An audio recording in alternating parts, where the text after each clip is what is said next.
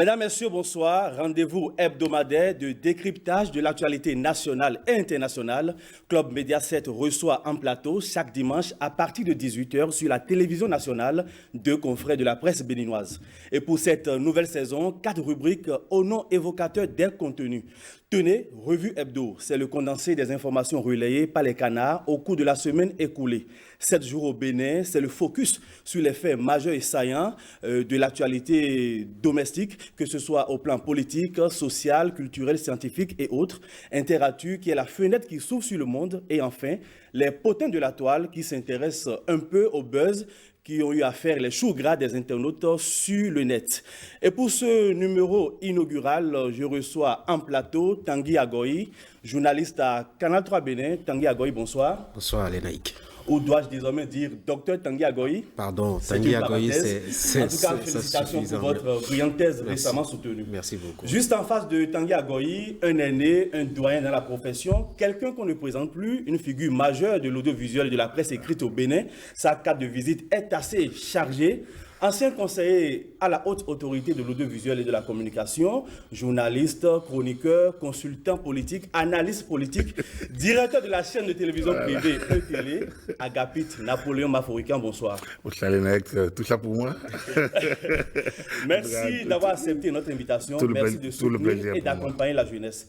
Sans plus tarder, nous allons planter le décor avec la première rubrique de cette émission, Revue Hebdo. C'est une signature de Marcel Arrossi.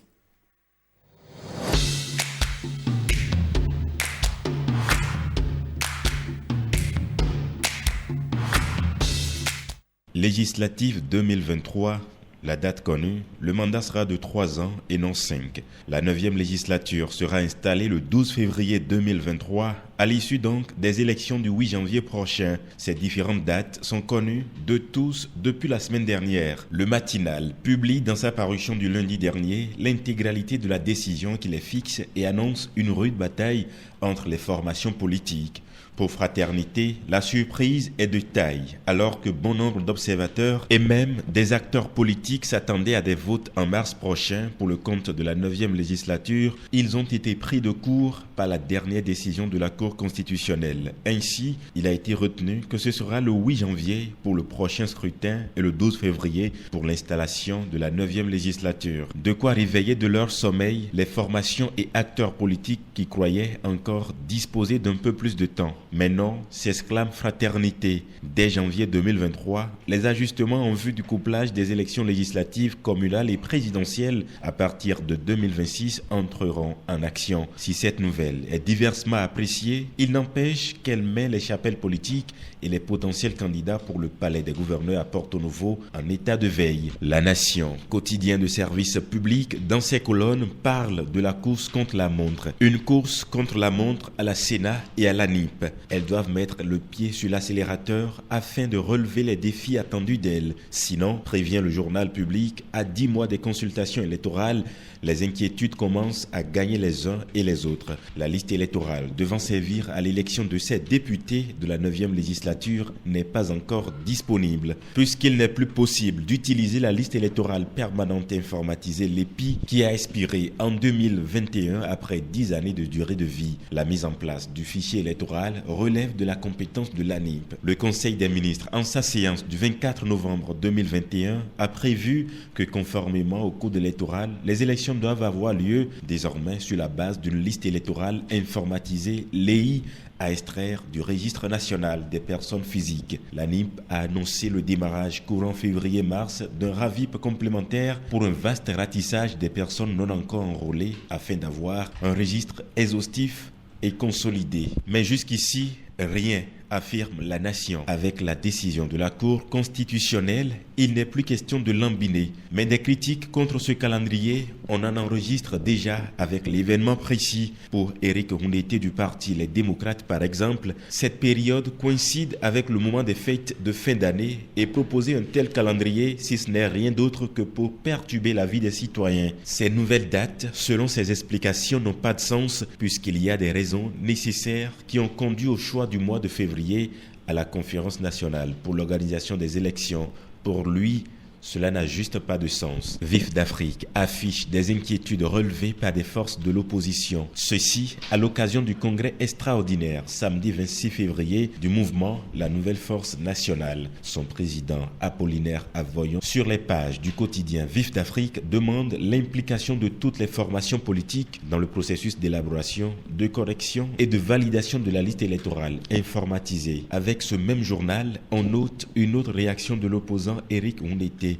Je cite, « Ne faites pas comme les gens qui nous proposent de faire les élections législatives le 8 janvier. Cela veut dire qu'on commence la campagne électorale avant Noël ou le jour de Noël. Ça signifie que le 31 décembre, Saint-Sylvestre, nous sommes en campagne électorale. Cela veut dire que le 1er janvier, nous serons en campagne électorale, que le jour de l'Épiphanie, si nous ne sommes pas en campagne électorale, nous serons en élection. Comment peut-on nous proposer des choses pareilles? Et c'est un parlement qui le permet, déclare Éric Ondete. Pour ces élections à venir, selon la Nation, FCBE sent la menace. Force Cori, pour un Bénin émergent, a connu diverses fortunes depuis le départ de son leader charismatique Boni Yayi, donné pour mort en raison de la vague de démissions. Ayant suivi le retrait de l'ancien président, le parti a fait preuve d'une étonnante résilience en décrochant 260 sièges au communal de 2020, seul face à deux grands partis politiques de la majorité présidentielle, à savoir l'Union progressiste et le Bloc républicain. Le parti du renouveau démocratique et l'ex-parti UDBN ne passeront d'ailleurs pas le cap des 10% de suffrages exprimés pour être éligibles au partage des sièges. Cet exploit a retenti sur la scène politique et le parti a pris le contrôle d'une demi-douzaine de conseils communaux. Mais le goût du succès n'aura pas suffi à maintenir la cohésion au sein du groupe des rescapés. Pendant la présidentielle et juste au lendemain de la proclamation des résultats de ce scrutin, FCBE subira encore de nombreuses défections, surtout celles des élus communaux. C'est donc une formation politique fragilisée, essoufflée, qui aura traversé toutes les péripéties de la jungle politique qui s'organise pour affronter les prochaines législatives. Paul Rompé et ses pairs tiendront-ils le pari? Grosse interrogation.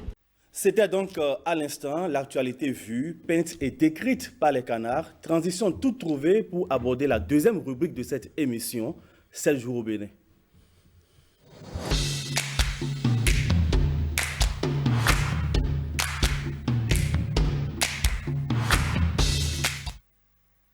C'est désormais acté, le 8 janvier 2023 prochain, les Béninois se rendront aux urnes dans le cadre des élections législatives. Ainsi en a décidé la Cour constitutionnelle, et ce en respect des nouvelles dispositions qui régissent l'élection des députés et le mandat. Tanguy Agoy. Merci Lénaïque Agbazaou. Je dois dire bonsoir aussi à celui que je peine à appeler par son nom, mon douanier. Merci beaucoup de partager le plateau avec moi. Ça fait un honneur, hein, Lénaïque, de venir opiner un peu sur le sujet de l'actualité. Et parlant justement de l'actualité, vous évoquez la question donc les législatives. C'est prévu que le 8 janvier prochain, on aille aux élections.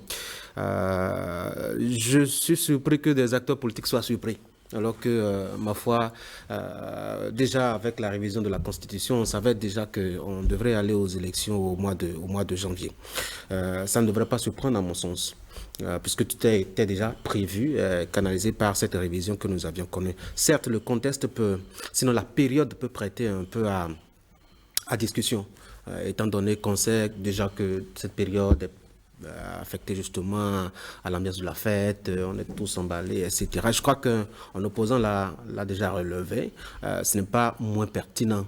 Il faudrait quand même parce qu'une période électorale, c'est quand même une période sensible, il faudrait quand même qu'on ait tous les esprits concentrés sur cette période-là, afin qu'on n'ait pas, je dois dire, soit des distractions qui pourraient créer autre chose. Je crois que c'est ce qu'il faut dire au tout premier abord par rapport justement à ce rendez-vous-là. Alors, les législatives qui coïncident avec la période festive, de toute façon, les élections sont une fête aussi. Agapit Napoléon Maforicain. Je suis totalement d'accord avec vous. Bonsoir, Tanguy. Félicitations aussi pour la thèse. C'est intéressant de voir les confrères plutôt aller aussi dans le domaine de la recherche. Je pense qu'on a des témoins de l'histoire. Et donc, c'est tout le monde d'aller sur ce secteur qui peut nourrir également les réflexions des décideurs, surtout la recherche et la publication scientifique. Merci. Félicitations à vous.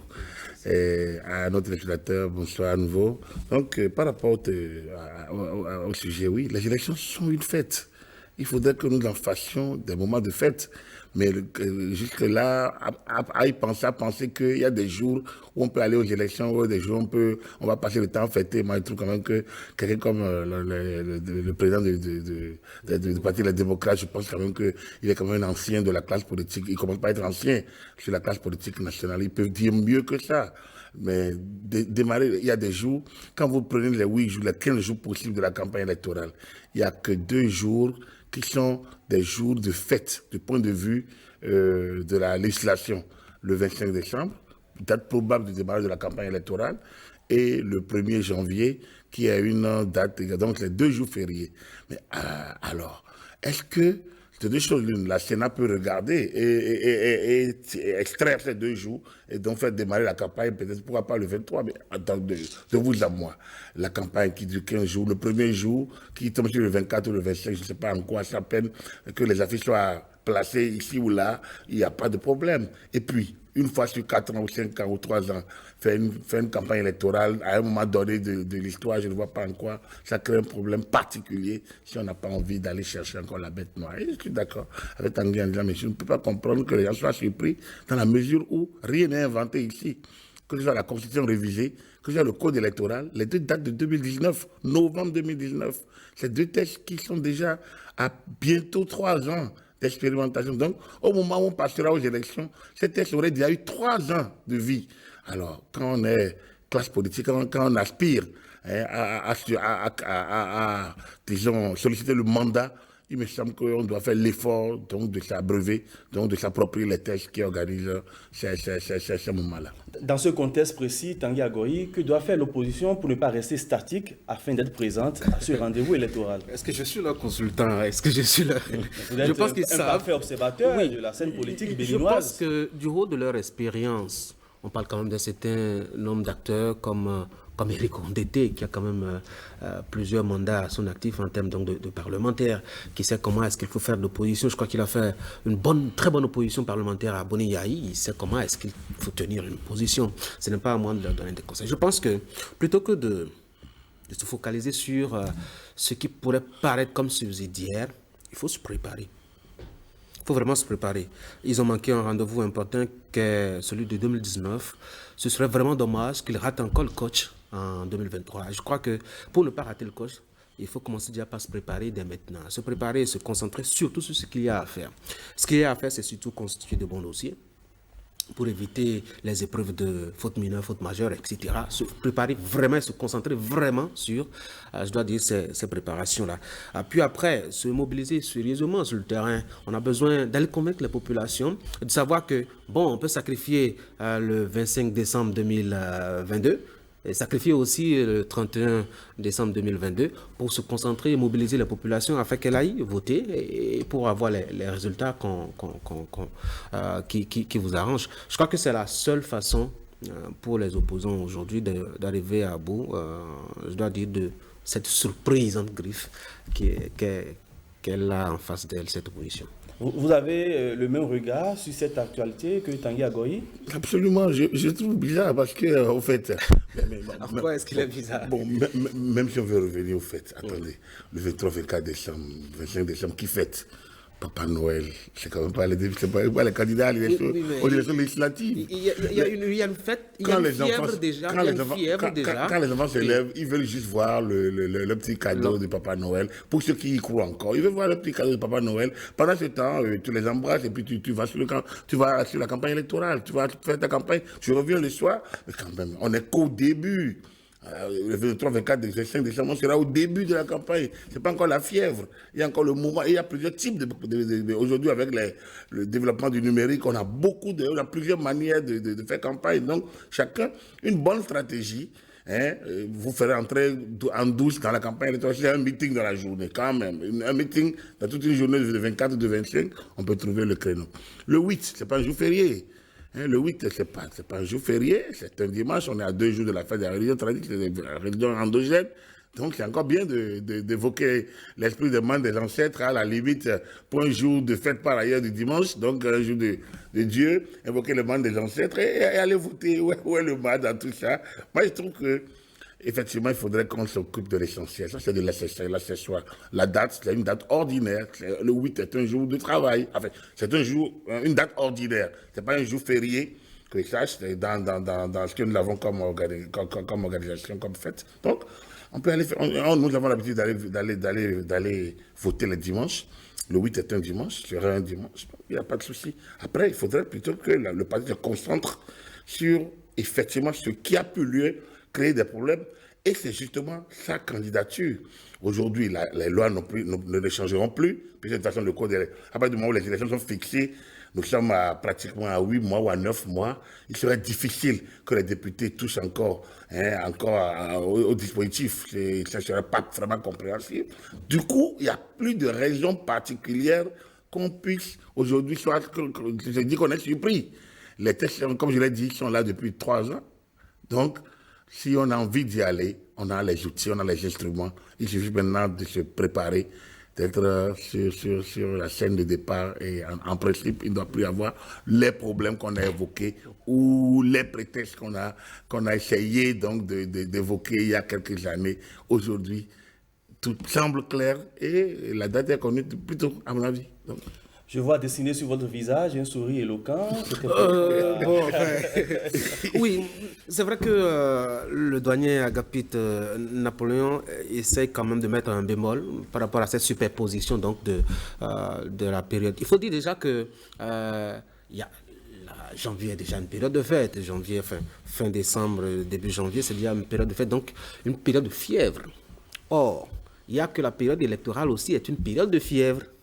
Alors, quand on superpose de fièvre, je ne suis pas médecin, mais il me semble qu'il faudra forcément avoir une plus grande attention pour passer cette période. Je crois que c'est par rapport à cela que les opposants expriment, je dois dire, une certaine inquiétude. Mais à mon sens, ce n'est pas suffisant pour décaler une date. Je crois que si on se mobilise, si on se concentre, et puis on a une grande maturité quand même, hein, ça fait plus de 30 ans qu'on fait ce chemin de la démocratie.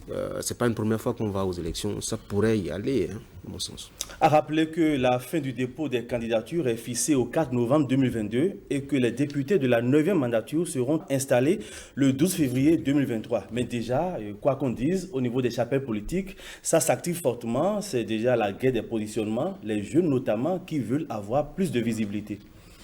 Écoutez, je ne suis pas partisan, moi, de ces histoires de jeunes, de vieux, je ne suis même pas histoire de femmes, pas particulièrement. Moi, j'estime que la société est un ensemble. La société, elle est globale.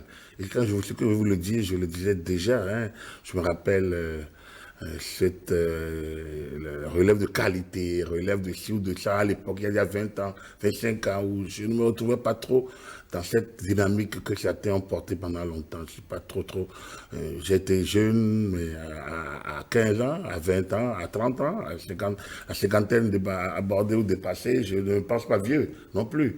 Alors donc, nous sommes tous partie intégrante de la société. Et je demandais à quelqu'un, est-ce que Augustin Ouattara est vieux ou jeune? Est-ce que Badamassi Rachid est vieux ou jeune? Est-ce que Modeste Kérékou est vieux ou jeune? Il fut un moment où ils sont rentrés au Parlement et on avait dit, mais la jeunesse est au Parlement. Mais faisons le point, est-ce qu'ils ont bougé, quelles sont les lignes qu'ils ont fait bouger particulièrement?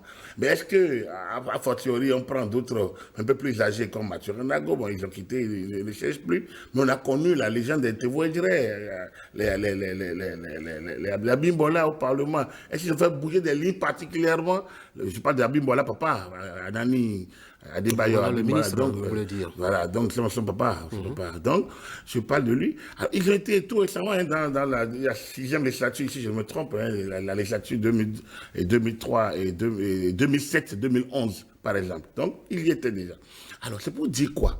Pour dire qu'un Parlement est un lieu où on parle de la gestion de l'État en termes de moyens techniques, moyens financiers et contrôle. Moyens techniques avec les lois, moyens financiers avec le budget, qui est également mis en œuvre par une loi, et le contrôle de l'action gouvernementale. Alors, donc, ce n'est pas une affaire de jeunesse, à mon avis, de femmes ou d'hommes, c'est une affaire de citoyens de Béninois. Notre législation a voulu faire une discrimination positive pour les femmes, donc il y a une disposition particulière qui leur est faite, tant mieux, Mais après, un parti politique, c'est d'abord là que la bataille doit se faire. Et pour moi, la bataille, c'est au sein des officines politiques. En tant que j'ai 30 ans, est-ce que est-ce que je suis plus important que l'autre qui a 45 ans ou l'autre qui a 70 ans? Ça dépend. C'est la manière dont vous êtes militant, à mon avis, qui détermine comment vous vous retrouverez sur la liste normalement. Tout au moins avec la réforme du système partisan, c'est la manière dont vous êtes militant. C'est la manière dont vous impactez votre communauté. C'est la manière dont vous êtes disponible. C'est la manière dont vous pouvez mobiliser les électeurs. Mais si c'est parce que vous êtes jeune ou femme seulement qu'on doit vous positionner, les partis ne feront pas bonne recette. Donc voilà, il faut un mélange de tout à mon humble avis et que nous dépassions. Le sociologue dira peut-être oui, c'est logique parce que bon voilà, notre société. Mais moi j'estime que la société elle est globale. C'est homme, femme, c'est vieux, jeune, c'est tout le monde ensemble. Notre loi a permis qu'à tel âge on soit candidat. Dès lors, on ouvre à cet âge et on laisse les dynamiques internes au parti se jouer. Tanguy Agoy, les jeunes estiment qu'ils ont assez vu les mêmes visages. Et alors, la problématique du renouvellement de la classe politique à l'hémicycle, le conflit de génération politique, qu'en pensez-vous? Il faut dire que c'est un vieux sujet. Hein. Ce n'est pas le Bénin qui soulève ce sujet, ce n'est pas aujourd'hui qu'on le soulève à travers le monde. Il y a toujours une question de conflit de génération, etc. Par contre, je ne partage pas totalement l'avis de mon doyen sur la question. Vous savez, notre société est formée de couches. Et les couches, enfin, il y a des couches qui ne peuvent pas porter forcément, je dois dire, les problèmes, la façon de penser, le mode opératoire, la conception, les perceptions, les visions d'une autre couche. Aujourd'hui, les jeunes, ils sont dynamiques, ils sont sur les réseaux sociaux, ils sont très branchés, ils sont informés, ils ont d'autres difficultés que les aînés n'ont pas connues. Du coup, il faut quelqu'un qui soit confronté, qui a été confronté à ces genre de situations pour porter les problèmes de ces jeunes-là. Mais là où je rejoins un peu sa position, c'est qu'il ne faut pas envoyer un jeune pour envoyer un jeune. Ce n'est pas parce que vous êtes un jeune, que vous avez 30 ans, que désormais, bon, ça y est, il faut vous envoyer là-bas. Il faut avoir une qualité. Nous avons connu quand même un certain nombre de jeunes qui ont été très brillants à l'Assemblée nationale et qui plus ou moins ont impacté, je dois dire, les décisions, relativement, si vous voulez, de l'Assemblée nationale. On va être très récent, hein. Guy Mitterrand, par exemple. On a vu quand même comment ça a bougé là-bas. On parlait de Éric Kohondété. On a vu quand même quand il était face à Boni Yahi, président de la République, comment est-ce que ça a quelque peu bougé. Ça ne veut pas forcément dire qu'il faut être fondamentalement jeune pour pouvoir faire quelque chose. Et il a donné un très bel exemple. Albert Évora, par exemple, en son temps, non pas qu'il fût très largement vieux, mais il était quand même d'un certain âge, qui a quand même contribué largement à faire une très bonne opposition face à Nicéphore Soglo dans le temps. Donc, il faut effectivement un mélange. Mais moi, je suis un homme qui a de la faiblesse pour, je dois dire, la qualité de la personne qu'il nous faut. Et je tiens surtout sur cet aspect parce qu'on parle de questions publiques, on parle de la gestion de notre pays. On ne peut pas remettre ça à n'importe qui, on ne peut pas envoyer n'importe qui à l'Assemblée nationale. Donc, le rôle revient surtout aux partis politiques. D'accord, il faut peut-être mettre quelqu'un qui puisse faire de la mobilisation sociale, de la mobilisation populaire, etc. Mais il faut aussi quelqu'un qui soit relativement charismatique, qui réponde un peu, qui reflète un peu une très bonne image du parti politique. Parce qu'au-delà même du parti qui va l'envoyer, c'est quand même un pays qu'il représente, c'est une population qu'il représente, il est l'élu de la nation, donc c'est une nation qu'il va représenter. Il faut forcément donc qu'il présente, je dois dire, un certain nombre de critères qui respectent un peu la grandeur de notre pays. On ne peut pas évoquer la question de la jeunesse sans parler également des femmes. Les femmes, vous savez, avec les élections législatives qui viennent, une part belle leur sera faite.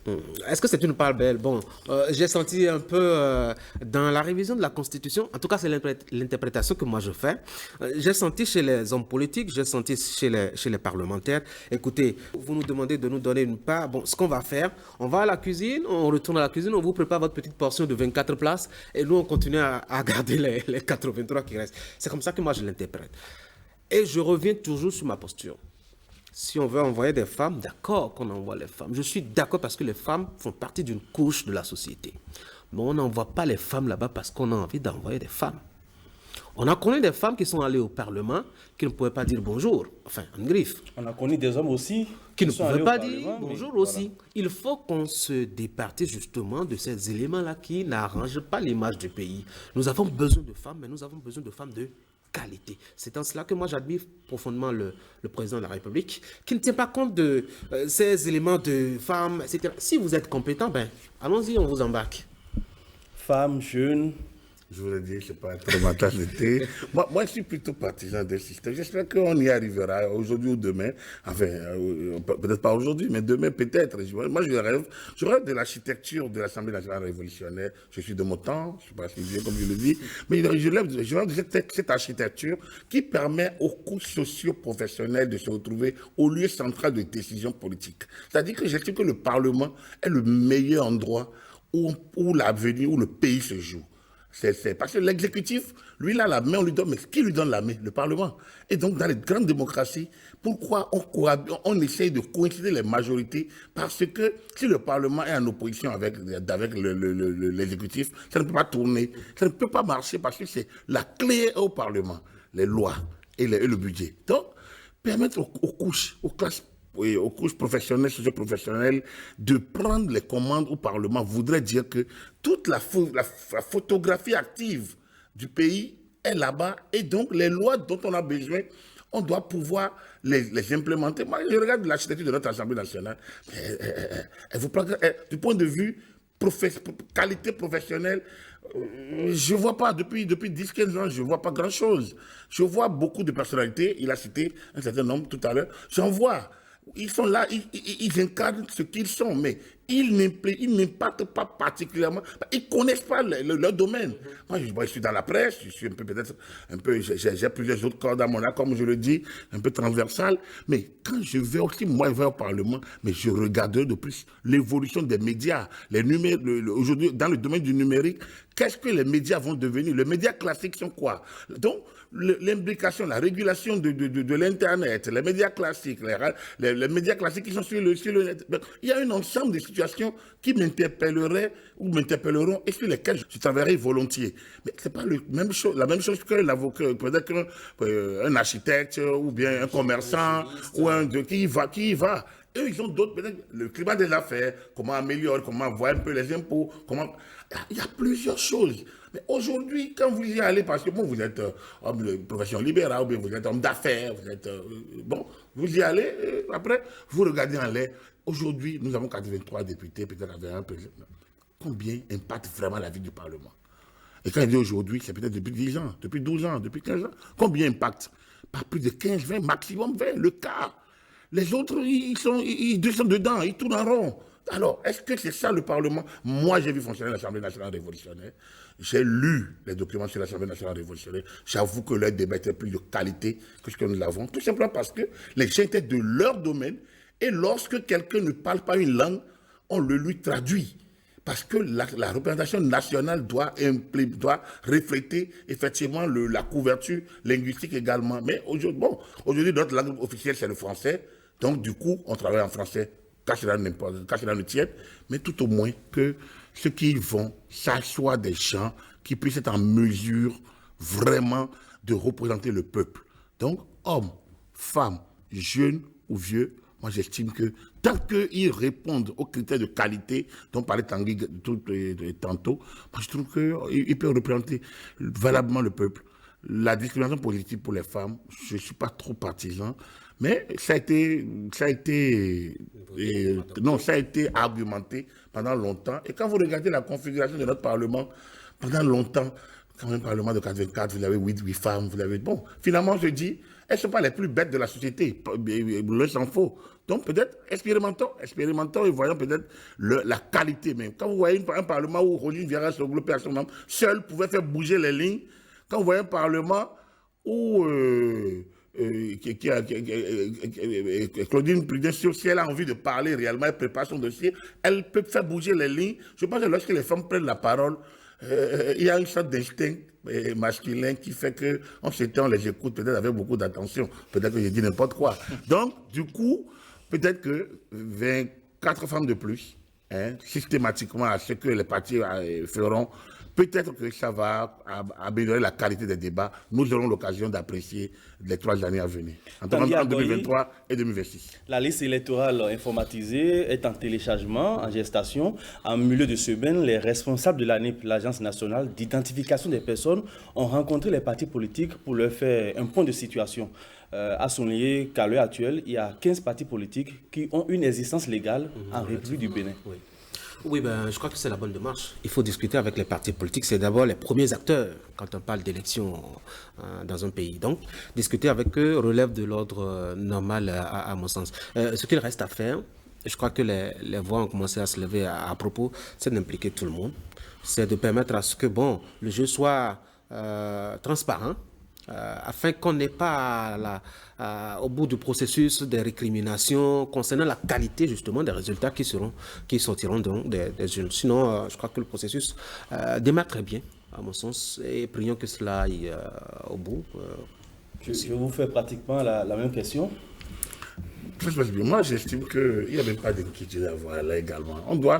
L'État est l'État. On doit faire confiance à l'État. Oui, il n'existe pas. Pour moi, les élections, normalement, c'est l'État qui organise les élections. C'est sous nos traditions, nos cieux qu'on a créé ceci, c'est ça, c'est là, c'est ni, c'est non. Dans une démocratie sérieuse, c'est un système qui est huilé. Donc, pour moi, l'ANIP fait son travail. L'ANIP n'est pas chargée des élections. L'ANIP ne s'occupe pas de la liste électorale absolument. Donc, est-ce que nous sommes d'accord que nos identifications sont, avec le processus de collecte des données d'identité personnelle le processus est bon. S'il est mauvais, voyons, il y a un processus de correction de la liste où chacun peut donner son avis. Donc, il y a tout un dispositif qui est en place. Il faut que nous travaillions juste à lire les lois, à essayer peut-être d'avoir des experts ou des consultants, des gens qui nous accompagnent. Et lorsqu'on veut aller, on dit qu'ils voient loin, maintenant ça motive, non? Vous voulez aller aux élections, voyez les compétences à l'interne, voyez les compétences que vous n'avez pas, et essayez de les retrouver d'une manière ou d'une autre, et mettez en place un dispositif qui vous permette de suivre. Le processus de la conférence de la liste électorale, elle s'est améliorée sérieusement avec le nouveau code, et je pense qu'il suffit simplement que ce n'est pas l'État d'associer tout le monde. Non, ce n'est pas un processus participatif. C'est un processus qui part de l'ANIP avec un dispositif donc de mise en comment on appelle, on publie la liste. On rend public la liste, pas commune, mais chacun fait ses corrections. Ou bien si vous avez des résultats, vous allez, vous faites connaître, vous posez votre problème. L'ANIP revoit. Et il y a des délais, je pense que le délai a été validé il y a quelques mois en Conseil des ministres. Il y a des délais, donc l'ANIP valide et maintenant transmet, il me semble 120 jours avant les élections, la liste à la Sénat. Donc c'est l'ANIP qui a une structure de l'État qui transmet la liste à la Sénat. Dès lors, les partis ont tout le temps, déjà au niveau des arrondissements, au niveau donc des communes, de voir un peu les faiblesses, les trucs, et de les soulever au niveau de l'ANIP. Maintenant, une fois à la Sénat, je pense qu'ils doivent trouver le dispositif également, une fois qu'ils sont peut-être sur la liste de départ, trouver le mécanisme pour pouvoir soulever les éventuels problèmes contentieux, je veux dire, donc les éventuels contentieux, afin de se faire entendre. Mais il faut que nous sachions vraiment que l'État a ses rôles régaliens. Nous, en tant que justiciables, en tant que citoyens, quand on veut y aller, on utilise les voies de recours connues. Et donc, en soyant en éveil, posons les problèmes quand il faut les poser, utilisons les voies de recours à chaque étape du processus. Il y a plusieurs voies de recours. De la phase, dès maintenant, le contentieux est ouvert. Il est possible déjà de soulever le contentieux. Déjà, sur la date des élections, la liste électorale, la campagne, et jusqu'à la proclamation de l'État, le contentieux peut être ouvert à tout instant. Donc, les partis politiques n'ont qu'à se renseigner, s'entourer d'experts pour pouvoir vraiment rendre ces moments-là de qualité et non dans des débats un peu oiseux ou parfois vides dans lesquels nous nous retrouvons, un peu comme des enfants qui se lamentent pour peu. Voilà. En attendant que tout ceci ne se clarifie et qu'on ait l'affichage, on va discuter à présent économie. Un point obligataire sur le marché international, le Bénin réussit la première émission obligataire à maturité de 20 ans sur le marché financier de l'UEMOA. Oui, une belle prouesse, faut-il dire. C'est je ne vais pas dire un gros coup, mais c'est quand même un grand pas marqué par le Bénin. Il faut dire que ce n'est pas le tout premier. On a vu quand même par le passé déjà un certain nombre d'actes posés, notamment sur le marché sous-régional, financier sous-régional, qui montre quand même que désormais on a affaire à un État qui non seulement a les moyens de sa parole, de sa signature, qui permet en retour d'avoir la crédibilité et la confiance des partenaires. Et donc, je crois que ceci n'est qu'un acte qui vient confirmer tout un processus qui a été mis en place et qui est en cours. Félicitations aux acteurs. On a remarqué quand même un engouement au niveau des investisseurs. Est-ce la preuve que les différentes réformes impulsées par l'actuel exécutif, les politiques publiques de Patrice Talon sont quand même saluées à l'international et dans la sous-région? Aussi simple que ça. Vous l'avez résumé. En fait, si vous n'êtes pas crédible, les gens ne mettent pas leur sous. On ne prête qu'aux riches, comme on le dit. Je pense que notre État, c'est aussi simple que ça. L'État fait preuve de crédibilité. En allant régulièrement sur le marché. Et ce coup est un très gros coup. Les économistes vont... Je n'ai pas envie de m'essayer là-dessus. Je me suis fait expliquer un peu le contenu et le processus, mais n'étant pas très spécialiste, je préfère ne pas m'aventurer. On m'a dit que celui-là, ce qui a réussi tout récemment, est un très gros coup, est un autre gros coup. Un peu à côté des autres gros coups d'affaires, que ça en est un nouveau, et d'une autre portée qui montre vraiment que le Bénin a acquis une crédibilité à l'international. Aujourd'hui, au niveau du marché de l'UEMOA, je pense qu'on est passé maître. Je ne sais pas si la Côte d'Ivoire nous a dépassé. Je ne connais pas, je n'ai pas fait attention un peu à son régime, mais j'ai l'impression que nous y allons régulièrement, qu'on nous fait confiance régulièrement depuis 2 ou 3 ans. On nous fait confiance. Et là, c'est quand même à l'actif du pays. Quand vous regardez qu'il y a 30 ans, 25 ans, on était parti comme des pays qui ne sait pas utiliser le marché régional. On ne sait pas l'utiliser. On comptait simplement sur l'aide publique au développement, sur le Fonds monétaire international, sur les institutions de Bretton Woods. Aujourd'hui, on varie. Donc, on peut manager notre dette comme on veut, entre le recours aux emprunts obligataires et le recours aux prêts classiques, le recours au partenariat public-privé. Je pense que l'État béninois s'est doté quand même d'assez de moyens pour implémenter son programme d'action. Et ça, c'est à son actif. Cette innovation en ce qui concerne la mobilisation des fonds à l'extérieur.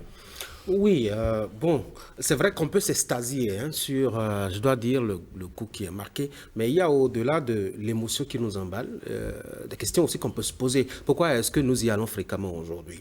Peut-être parce que par le passé, on s'est toujours contenté peut-être du peu qu'on a, ou qu'on n'a souvent pas envie de prendre le risque qu'il faut.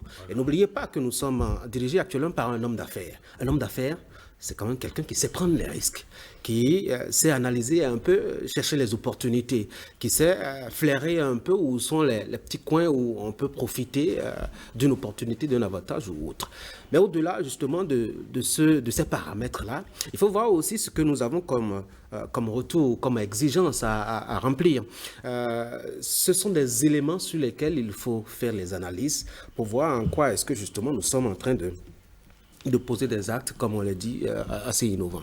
Je pense, en tout cas pour ma part, que c'est toujours bien de faire des expériences, mais toujours mieux de mesurer les risques. Et je crois que nos autorités, en tout cas je leur fais confiance, qui ne nous font pas prendre de très gros risques en nous menant justement sur ces genres de marché.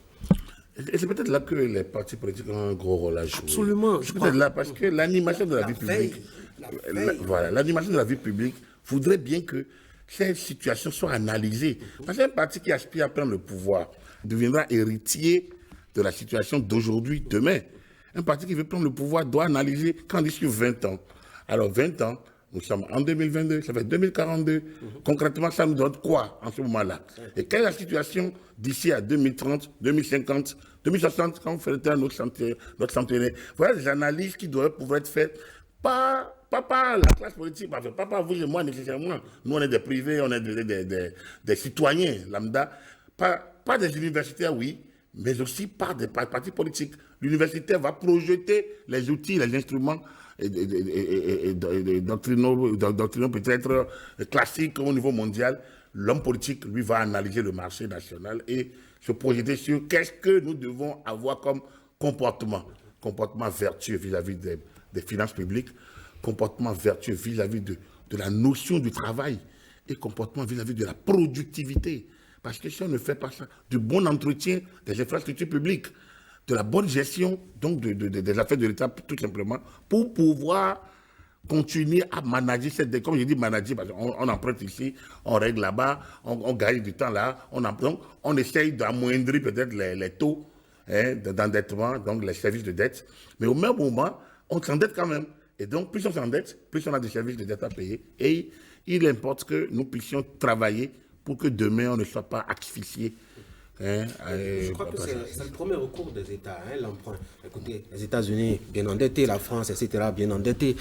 Si nous avons été toujours méfiants, c'est peut-être parce que bon, on a toujours été modestes dans nos ambitions. Je crois que désormais, il faut quand même rêver grand en tant qu'État.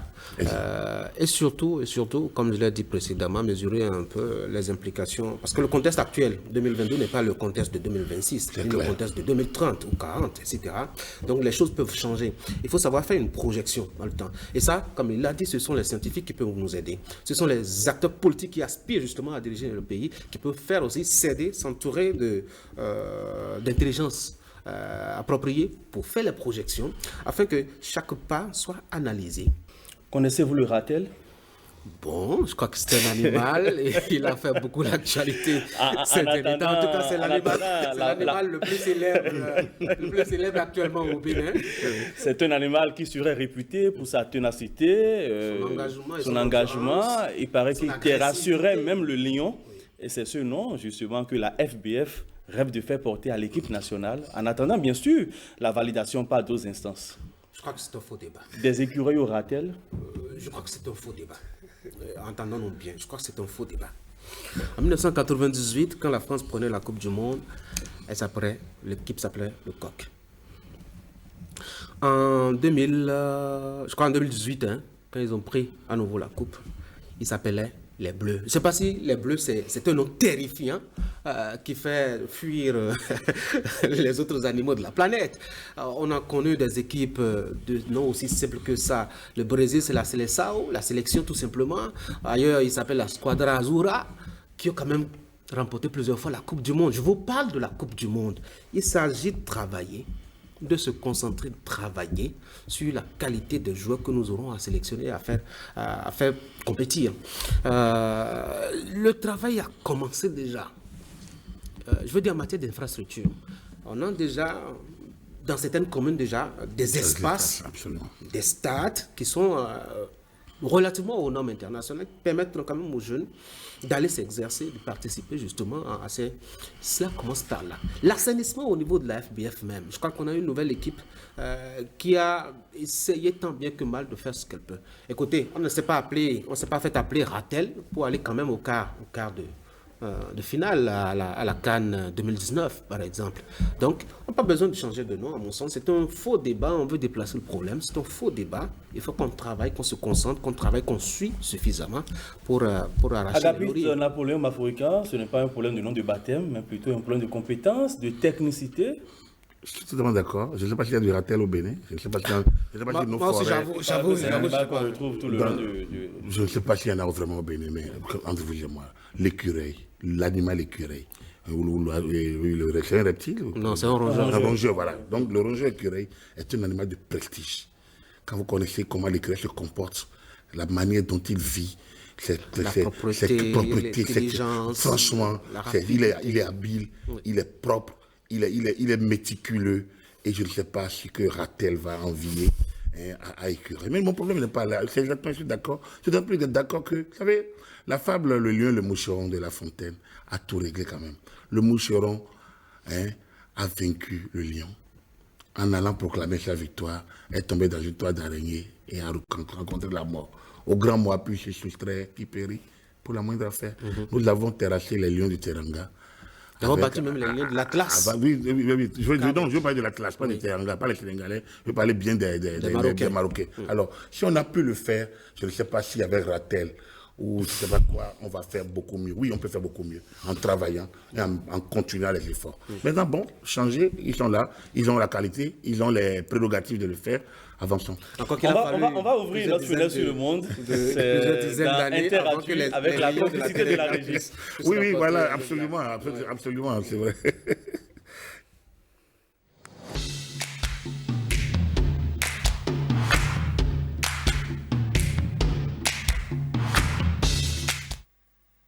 Invasion russe en Ukraine, expression d'une hégémonie surdimensionnée, intervention légitime ou le début d'une troisième guerre mondiale? Je ne saurais pas répondre. C'est vrai qu'il faut craindre une troisième guerre mondiale. Hein. Les gens peuvent trouver peut-être l'idée farfelue, mais ça a commencé comment en 1918? Ça a commencé comment en 1935? Ça a commencé par un simple acte, un simple attentat qui a bouleversé totalement le destin de l'humanité, s'il vous plaît.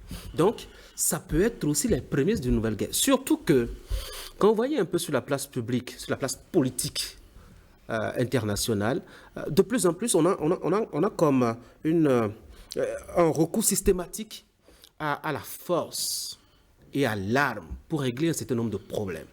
Écoutez, autour de nous déjà, vous voyez comment est-ce qu'on dépose aussi facilement les chefs d'État. Vous n'allez pas dire que c'est de façon diplomatique, c'est par les armes. Et au-delà de ça, au-delà des frontières africaines, vous voyez aussi que le recours est systématique à l'arme pour régler les problèmes. Alors même que la diplomatie, c'est vrai, la guerre aussi est une forme de diplomatie, mais je pense qu'avant même la guerre, il y a quand même un certain nombre d'actes qu'on peut poser, surtout que nous sommes des humains, pour régler nos problèmes entre humains. Si on doit étaler un peu les origines de ce qui se passe en Ukraine, on ne va pas finir le plateau aujourd'hui. Mais on peut comprendre un peu l'attitude de la Russie. C'est quoi? Même si l'accord est verbal avec Gorbatchev, on s'entend quand même que quand elle a été une puissance, elle a besoin d'être protégée. Et on s'est entendu sur un certain nombre, un cordon sécuritaire à travers les pays qui doivent entourer justement la Russie. Si les États-Unis et l'OTAN avec décident de rogner sur cette ligne qu'ils ont tracée. Écoutez, le monsieur fait recours à ce qu'il a comme arme disponible. Et je crois qu'il tient le monde quoi? Tout le monde le regarde avec toutes les appréhensions qu'il faut. Où est-ce qu'il va aller? Où est-ce qu'il va s'arrêter? Etc. Le gars est même allé bombarder, je crois, une centrale nucléaire. Ça veut dire qu'en fait, il est prêt à tout. Il est prêt à aller n'importe où. C'est pourquoi l'idée de la Troisième Guerre mondiale n'est pas farfelue. Les prémices de la Troisième Guerre mondiale n'est pas farfelue. Vous voyez déjà la position de la Chine, par exemple, par rapport à ça. C'est quand même une puissance militaire aussi. L'Inde, même si elle est silencieuse et qu'elle regarde, c'est quand même aussi une puissance militaire. Écoutez, quand tous ces acteurs-là sont aux aguets, c'est sûr qu'à un moment donné, si des lignes sont franchies, ils vont certainement s'impliquer parce que c'est une question d'intérêt. Quand les intérêts entrent en jeu, les hommes n'ont plus de limites. Vladimir Poutine, nostalgique d'un passé révolu ou stratège militaire? En tout cas, moi, je suis pour la multipolarité. Donc, du coup, depuis 90, il y a une sorte d'unipolarité. Le monde est un peu... on a l'impression que c'est une vision unitaire. Hein. On regarde du côté de la puissance. D'un côté où on a envie d'imposer un modèle, une culture, une manière de voir, une manière de penser, une manière de consommer à la limite, une manière de réfléchir qui me... Alors, donc, je pense que, et j'ai pas envie de choquer qui que ce soit, mais je pense que Poutine a raison et il représente un certain nombre de visions. Le droit des peuples à se déterminer, oui, ça existe, mais ça n'empêche pas des grandes puissances parfois. On a vu en Libye, on a vu en Syrie, on a vu en Irak, on a vu en Côte d'Ivoire. Même en Afghanistan où ils sont partis précipitamment. Exactement. On a vu comment ils ont débarqué. Donc, ça veut dire que alors, Troisième Guerre mondiale, je ne sais pas si on en arriverait là, mais avec la guerre de Covid-19, qui n'est peut-être pas encore totalement terminée, j'ai l'impression que le monde a à se repenser, a le devoir de se repenser. Ce qui se passe dans notre sous-région n'est pas anodin. Ça doit faire réfléchir. Et la pauvre CEDEAO a fait de son mieux, mais elle ne peut pas aller plus loin que l'ONU. Mais où va l'ONU elle-même?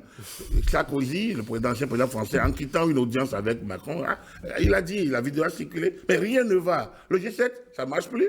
Le G20, ça ne marche plus. Les Nations Unies, c'est titube. Finalement, il dit il faut repenser. Et je suis d'accord, il faut repenser. Je pense que les institutions vieillissent.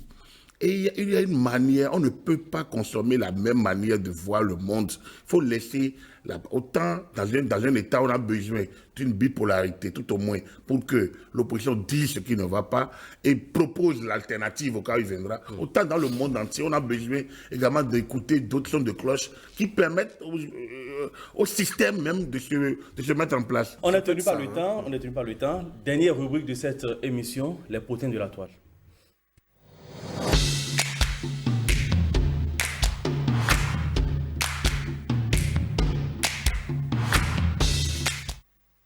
Tanguy Agoyi, le phénomène des sextapes, la publication des vidéos intimes, assistant à une décrépitude des valeurs morales, à la démission des parents. Où sommes-nous actuellement dans une société où le sexe est carrément désacralisé? Non, je ne crois pas à l'une ou l'autre de vos remarques. Je pense que on est à une ère où on a une fenêtre qui permet justement de faire connaître ce qu'on faisait et qu'on ne connaissait pas par le passé. Le sexe entre jeunes, le sexe entre gamins, le sexe entre un gamin et une vieille, ça se faisait peut-être parce qu'il n'y avait pas WhatsApp, il n'y a pas les réseaux sociaux dans le temps, on ne le connaissait pas, on ne le faisait pas voir sur la place publique.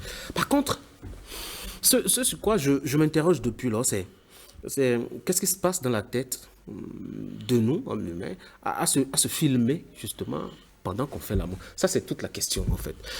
Qu'est-ce qu'on a à s'admirer en faisant l'amour peut-être? Peut-être le côté bestial que nous incarnons, peut-être. Ou la prolifération de sites pornographiques, de clips pornographiques, si vous voulez, parce que nous, télé, nous passons certains clips, ma foi, qui... Bon, je crois que la RAC a réglé un souci tout dernièrement, je ne vais pas m'étaler plus longuement là-dessus. Donc, il y a cet aspect véritablement qui se pose. Mais au-delà de ça aussi, il y a un relâchement éducationnel, ça il faut le souligner. Combien de temps consacrons-nous à nos enfants qui sont plus écrans aujourd'hui, qui sont plus lumière aujourd'hui qu'hier. Moi, jusqu'en classe de 4e, j'avais pas encore une télévision à la maison. Aujourd'hui, mon enfant, il est né avant même... Enfin, il y avait une télévision même dans ma chambre avant même qu'il naisse. Et il y avait un téléphone portable avant qu'il naisse. Il y avait un certain nombre d'écrans qui lui permettent une ouverture sur le monde, qui lui donnent une certaine autonomie, justement, d'action et d'intérêt. Et puis, comme nous sommes tous égoïstes, nous les hommes, nous avons besoin d'attirer le regard des autres sur nous. Et chacun y va de sa façon. Quand c'est pas en se mettant en bikini, c'est peut-être en tenant des rapports sexuels avec Napoléon Mafourican, ancien conseiller à la RAC, qu'est-ce que vous en pensez? Moi, je suis pas dans la liberté en la matière, comme a dit Tanguy. Ces choses-là sont arrivées nous rattraper. La technologie est venue nous rattraper. Le numérique est venu nous rattraper. Le nouvel ordre mondial de la communication dont on parlait déjà dans les années 70, aujourd'hui, on ne parle plus, on parle du tout numérique, on fait les inforoutes, ça va à une vitesse. Donc, ces choses-là, à se filmer en faisant l'amour. Peut-être que les gens le faisaient avant chez eux, avec les vitres, les miroirs un peu partout. Donc, aujourd'hui, donc, ça se libère. Et vous avez évoqué vraiment le sujet. Enfin, pour moi, l'approche, à mon avis, c'est l'éducation. Il n'y a que ça. Le reste, le monde évolue. On ne peut pas arrêter la technologie qui évolue. On ne peut pas arrêter le monde qui évolue. Mais il faut parler aux enfants. Il faut dire que les parents, eux-mêmes, s'éduquent. Parce que le problème, c'est qu'on a des parents qui ne sont pas éduqués eux aussi. C'est ça le problème. Parce que quand vous êtes devenu parent très tôt et vous n'avez pas trouvé ces choses-là avant, et ça vous rattrape vous-même, ou vous ne connaissez même pas la chose, et vos enfants viennent vous le font découvrir à la maison, vous voyez que c'est compliqué. L'éducation, il n'y a que ça. L'éducation à la maison. L'éducation au niveau des confessions religieuses, donc dans nos mosquées, temples, églises, chapelles. L'éducation au niveau de la société, parce que nous sommes en train de faire. L'éducation, elle est primordiale. Ce sera donc tout pour cette émission, Club Média 7 de ce jour. Tanguy Agoï, merci encore une fois. Naïk, merci pour l'invitation et l'honneur. Cher René, merci. Merci à vous et merci à tous. Rendez-vous dimanche prochain, 18h.